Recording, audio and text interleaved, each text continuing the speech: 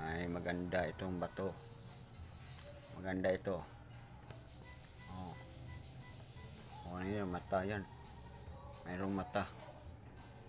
Ganda yan. Anong pagtingin niya sa'yo? Nandot na yan. Ito.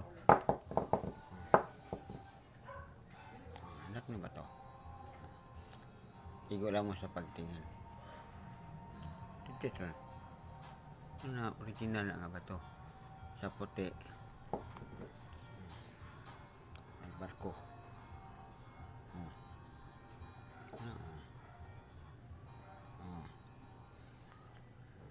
Ano ba ito?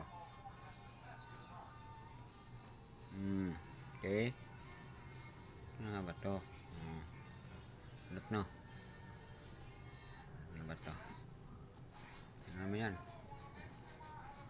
Kayo mana? Pindihin nyo.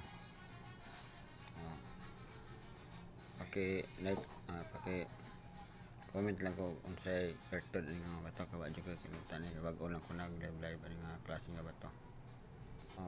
Daghan salamat sa nagtanaw o sa nag-supportar. Daghan salamat. O kang ang atong Ginoong Diyos may mag hatag ka na to o kaalam kay balo. O wala siya, wala tayo mahimo. Kaya ang Diyos may nagbuhat sa kalikasan. Ang Diyos may nagbuhat nining tanan.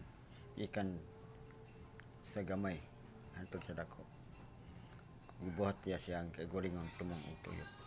Kani, igibuhat niya na siya kagalingon tumong og tuyo.